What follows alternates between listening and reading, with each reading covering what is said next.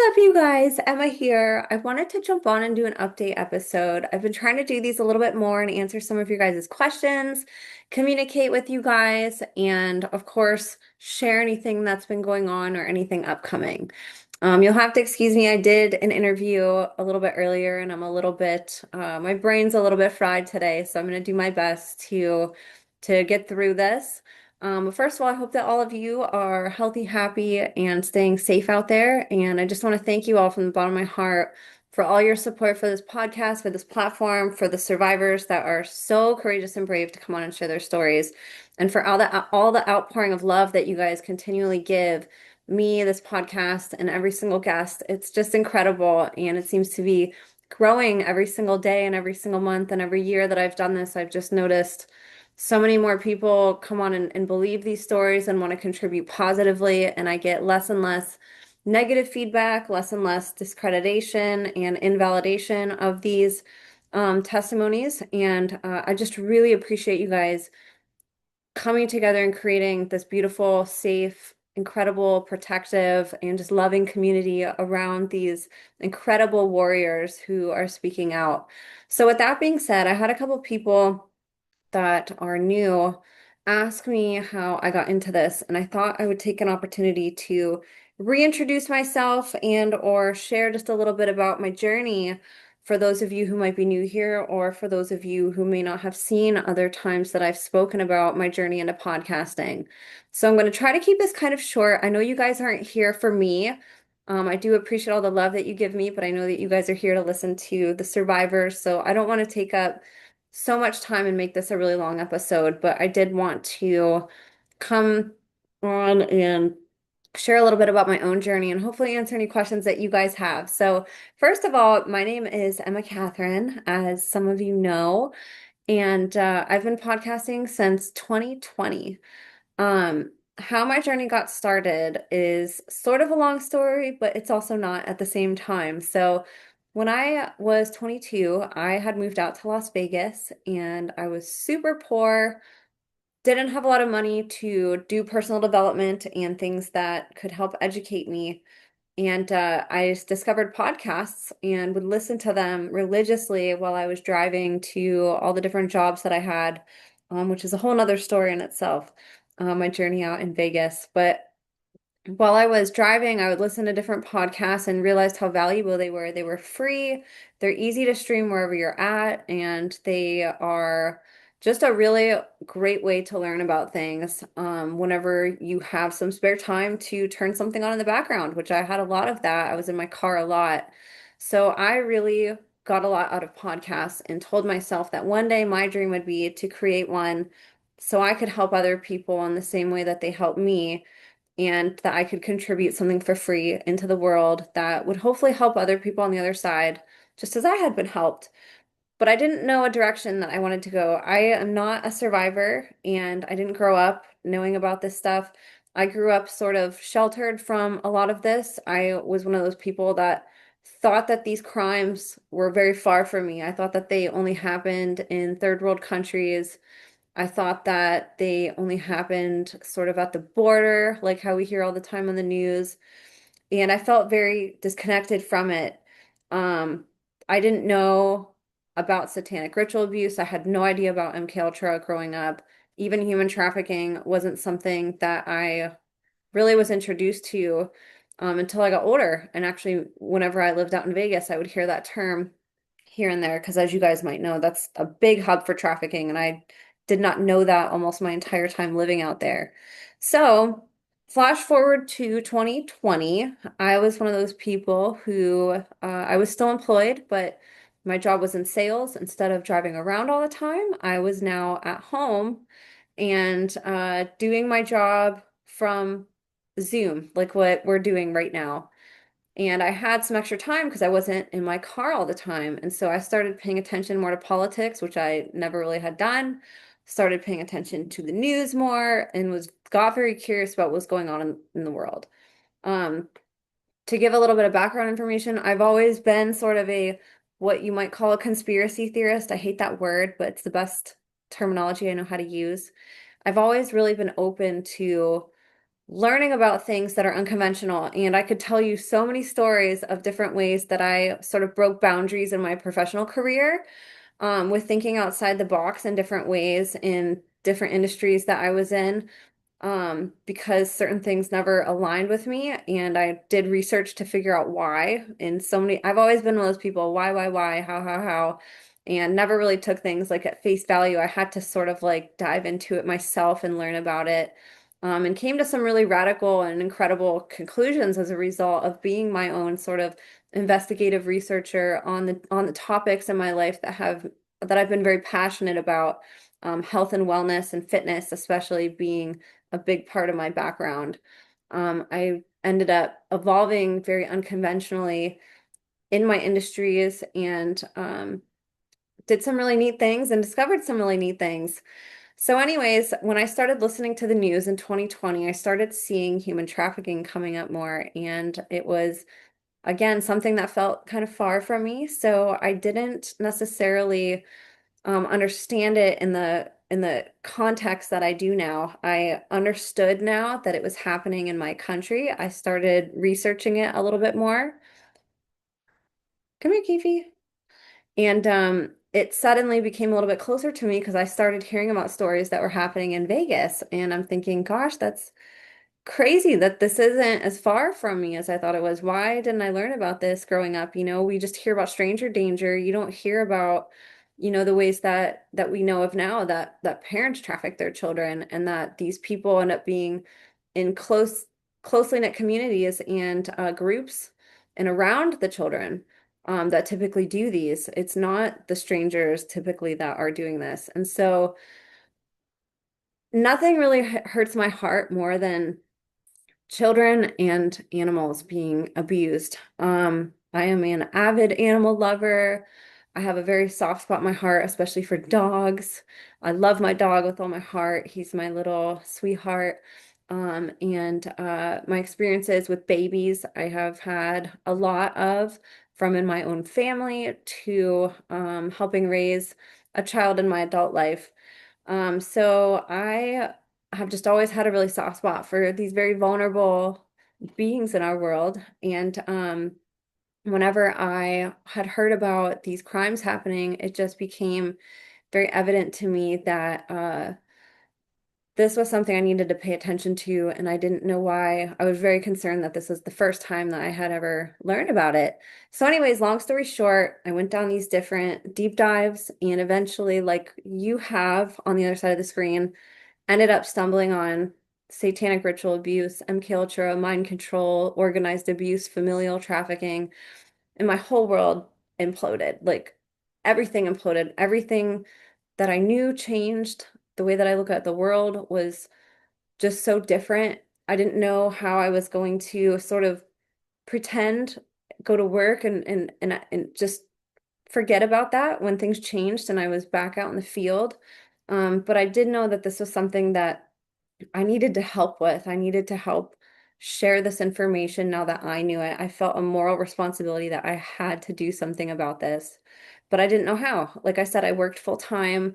I had every intention of going back to work once the whole pandemic thing, ended and I was to then go back out in the field on my sales calls. So giving up my job wasn't an option. I wasn't going to go work at a nonprofit because I was starting to read bad things about those from a couple of the survivor testimonies that I came across. So I had just put it out. I asked God, I asked the universe, whatever your belief is, what can I do to help? Please guide me in a direction because I am so heavy right now and I need to do something, but I do not know what.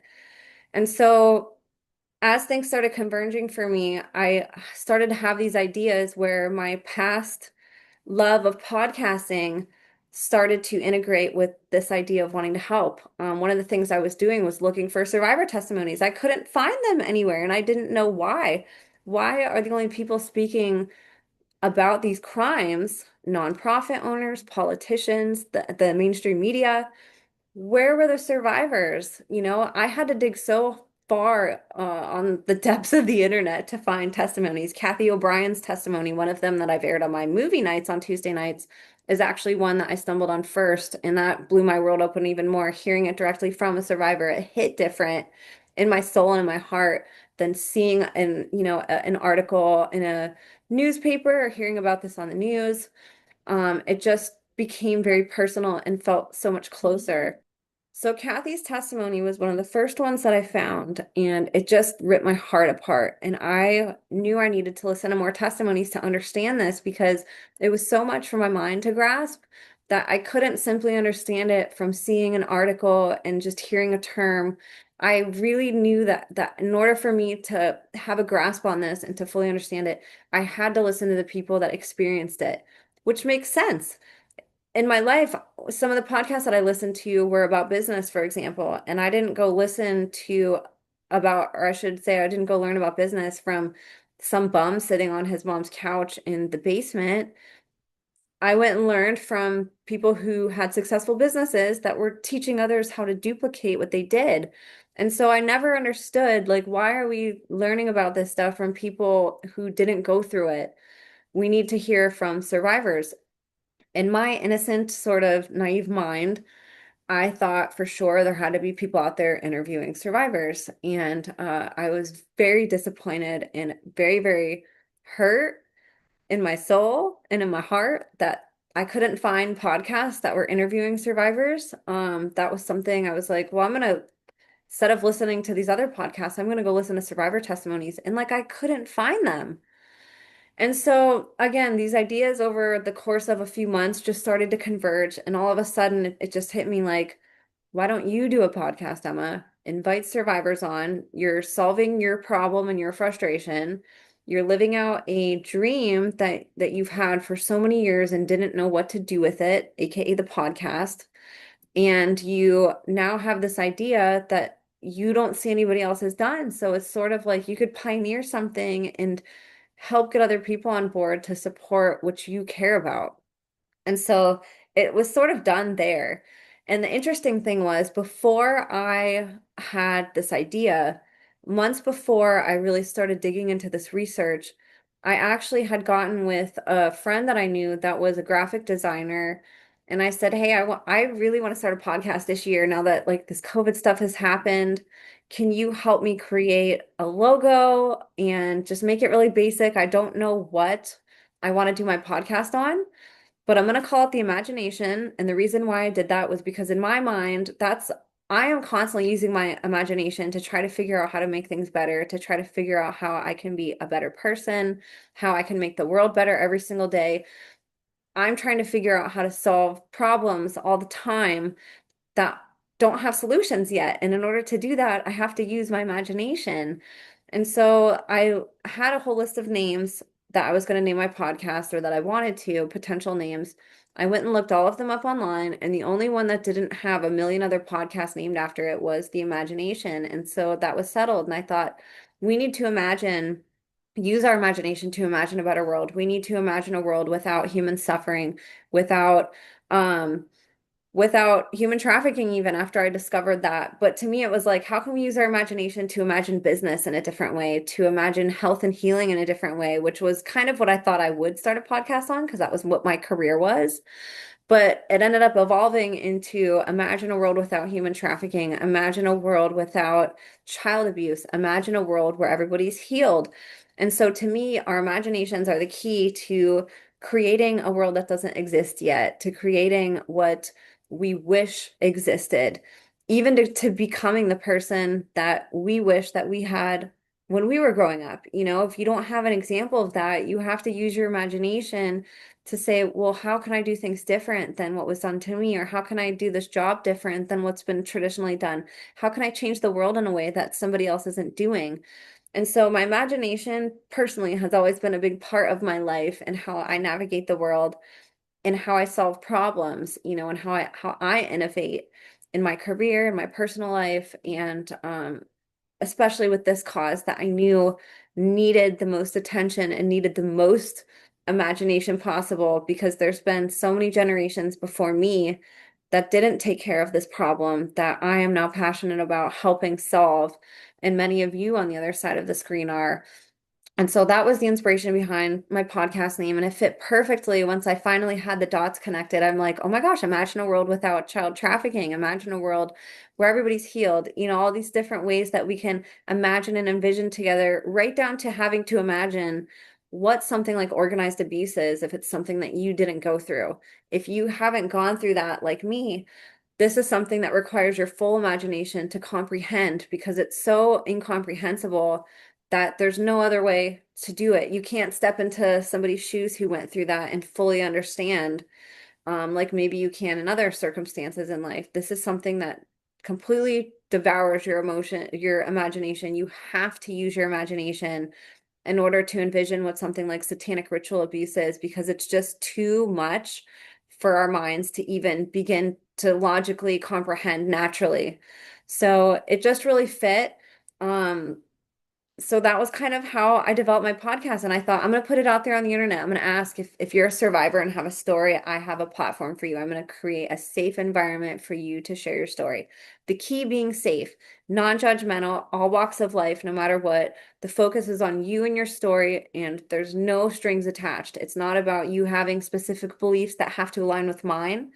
My podcast is about the guest fully, every little thing, right down to the intros that I do, down to the way that I podcast. I try to be more of a submissive host instead of an aggressive interrogator. I try to create a dialogue that's like two friends talking versus like me being some, really scripted interviewer. I like the conversations to feel very organic, and they are very organic. I don't script any of the actual conversations. The only thing that I write out and take time to do are my introductions, which are not for the listener. They are in the sense of instead of putting a trigger warning on every episode, I do an introduction to gently allow the audience to decide if they can handle the topic and the guest that's going to be talking, if they're emotionally able to listen to the episode. But it's also a way to honor my guests. These survivors have never been honored in their entire life. Um, some of them may have, if they've been speaking out for a while, they may have been given compliments and praise. But you have to think the depths of depravity that my guests are speaking about and coming forward to talk about, and what has been told and done to them. My intros are a way to give them a gift of praising them, of honoring them, of celebrating them, and of giving them the compliments, the appreciation that they never had growing up. And so for people who say your intros are too long, I don't care. They're not for you. You can skip by them if you want. If you watch the most of my guests' reactions after they hear the intros that I do, they're very emotional and touched about it. And that is why I do them for that, for them to feel love and appreciation first thing as soon as we come on, as they're getting ready to share the hardest, deepest, most traumatizing things that they've ever went through. My podcast, unlike others, doesn't talk about the best things in somebody's life, their accomplishments. Of course, we do at the end. I try to celebrate every survivor by talking about the things that we now get to celebrate as they're coming forward as a survivor now instead of a victim. But as we share a testimony of somebody's past, they're sharing the hardest, most traumatizing, depths of depravity things that could exist in the world, and from their own personal experience. And so to be able to start the show off on a really high note where they feel appreciation and good emotion first, it helps transition the conversation in a comfortable way to things that are really difficult, and helps kind of take the edge off, if that makes sense. And I hope that does make sense to some of you, especially those of you that do make those comments on my videos, judging the introduction and not seeing the big picture. So that is how my podcast got started, and I love doing this podcast. I didn't think I'd be able to sustain doing a podcast on this one topic for this long. I am deeply both honored and also troubled that I've been doing this for 5 years and that there's absolutely no shortage of people that I can bring on. I cannot believe how prevalent these crimes are. I cannot believe that I didn't know about these crimes existing until just a few years ago when I started my podcast. and I hope that this can serve as a gift that I can give all of you, just like how I received from others in podcasts that I listen to. I hope that you guys find the same value, the same healing that I do in listening to these. I hope you understand why sharing testimonies is so important and why listening to survivors is so important. I hope you guys understand the long form interviews, that you can't fit these stories into little 10, 20, 30-minute segments, that even 4 hours of talking about some of these stories sometimes still isn't enough to really explain what happens and how all of this connects in our world and the different networks that are built through these crimes and the people involved and the different layers of it and where it exists and how it exists, when it happens, how it happens, who's doing it. I feel like with a lot of my guests, I could talk to them for 24 hours and still just be scratching the surface of their story and the brevity of this. So there's a lot of strategy that goes behind what I do, a lot of thought that goes behind what I do. My podcast is not a religious or political podcast. It is not pertaining to one belief system. This is a safe space for survivors to come on, not be judged for where they are, where they were, or where they're going, where their belief systems are, what political line or spiritual belief they have. It is a way to honor them in full in a way that has never been given to them before, and to appreciate them for exactly where they are, exactly where they were, and exactly where they're going with nothing but love. Um, None of my guests, if I were to invite guests on that only believed what I did, I wouldn't have a single guest, because every single guest is so unique and we have something to learn from everybody. Um, Child abuse is not religious, it's not political. It is not aligned with one specific demographic. This is a worldwide pandemic. This is a worldwide problem. This is the worst crimes against humanity in human history that we're talking about. And it exceeds political parties, religions, it exceeds any belief system. It's everywhere. Right down to race, country, you name it. Like there's no one thing that this fits into. And so trying to do that does a great disservice to the problem at large. And we have so much to learn from every single testimony and every guest that has the courage to come up and share. So I would love if you guys have more questions, if you guys want to drop them below. Again, I didn't want to make this a really long episode because I know you guys are here for the guests, but I don't talk about myself deliberately on the podcast a lot because I really want the focus intentionally to be on the guests. They are what matters, who matters. And I know that, again, you guys are here to listen and to see them, and I'm so grateful for that. So grateful for that. That's what I want you guys here for. But I do appreciate the love that you guys give me and wanted to answer questions from you guys. And that was one that I've gotten a few times. So I wanted to come on and just address it and reintroduce myself and share where I came from in this and sort of the backstory of my podcast, and where my passion came from with this. So I can't thank you guys enough again. It makes me emotional. All the support you guys have given me these last 5 years, even as my podcast has been terminated multiple times off YouTube and other platforms, you guys always find me and uplift me and keep me going. I wouldn't have a podcast without you guys. Survivors, they could come on and talk all they want, but without people listening and caring and sharing, commenting, um, this podcast couldn't exist. So this podcast exists because of you, and I thank you for that gift of helping bring something I was passionate about to life. It means so much to me. So I apologize for getting emotional. Just want you guys to know that you're appreciated on the other side of the screen by me and every single guest. There's a reason why survivors choose this platform. It really is a safe space for them to come and share these really hard things. There's a reason why a lot of people have chosen this platform and not some really big platform that invited them. And it's because of you. It's because you guys have helped bring what was in my imagination to life. And you guys have helped imagine and bring to life this beautiful community that we have here. So thank you guys. If you guys could connect with me on Rumble if you're on YouTube, and vice versa. If you're on YouTube, connect with me on or sorry, if you're on Rumble, connect with me on YouTube. Follow my Substack. I actually do, after every single episode, I do a recap. So you guys can read the bullet points of every single episode that we do here. It's a great way to go back and just keep notes on the key points that we talked about. So if you guys subscribe, it's for free. It's in the show notes. Follow me there to get those updates. I also do written survivor testimonies and my own personal journaling on there, from my own heart. That's kind of my passion project is my Substack whenever I get time.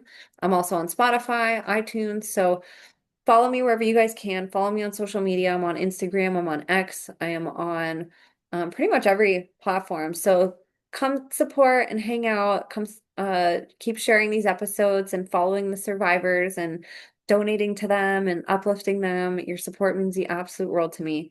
So with that being said, you guys, thank you guys for being here and for sticking through me through this episode.